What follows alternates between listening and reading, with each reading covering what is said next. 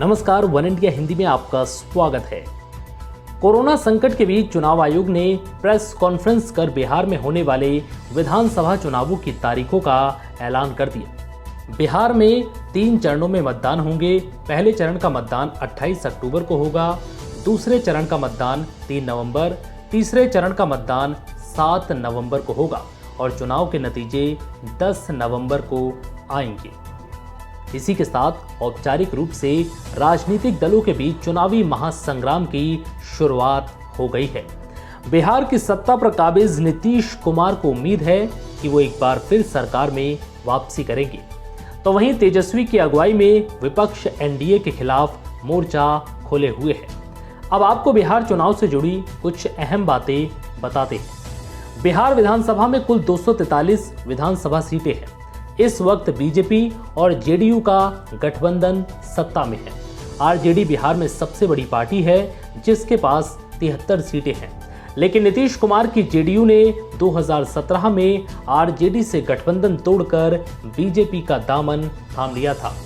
बिहार में एक बार फिर चुनावी जंग एनडीए और महागठबंधन के बीच लड़ी जानी है।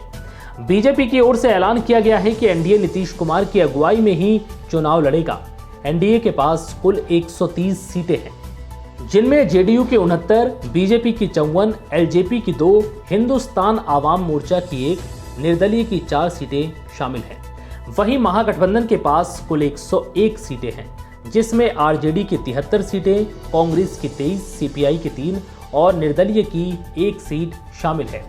बीजेपी ने एक बार फिर ऐलान किया है कि एनडीए की ओर से नीतीश कुमार ही चेहरा होंगे, यानी एक बार फिर मुकाबला नीतीश कुमार बनाम अन्य होगा। दूसरी ओर आरजेडी ने तेजस्वी यादव को मुख्यमंत्री पद का उम्मीदवार बनाया है, लेकिन महागठबंधन की कई पार्टियां उनके नेतृत्व को स्वीकार नहीं कर रही। ऐसे ही एनडीए में एलजेपी के चिराग पासवान खुद को चेहरे के तौर पर प्रोजेक्ट कर रही हैं और नीतीश कुमार के खिलाफ हल्ला बोले हुए हैं। बिहार में इस बार नया नाम पुष्पम प्रिया चौधरी का भी है, जिन्होंने अखबार के फ्रंट पेज पर विज्ञापन देकर मुख्यमंत्री पद के उम्मीदवार का ऐलान किया था।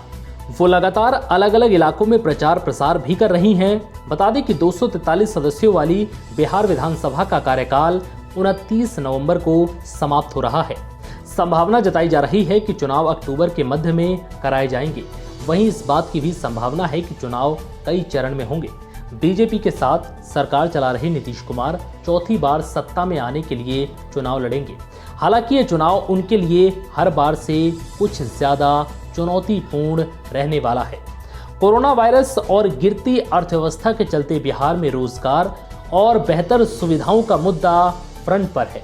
कोरोना वायरस लॉकडाउन के चलते लाखों संख्या में लोगों का रोजगार चला गया। लॉकडाउन के दौरान बिहार के मजदूर बड़ी संख्या में बड़ी मुश्किलों से वापस लौटे थे। इसके अलावा इस साल के बाढ़ ने भी लोगों की मुश्किलें खड़ी की हैं। ऐसे में देखना होगा कि इन चुनौतियों के बीच क्या फिर से नीतीश कुमार सत्ता में वापसी करेंगे। फिलहाल इस वीडियो में इतना ही। नमस्कार।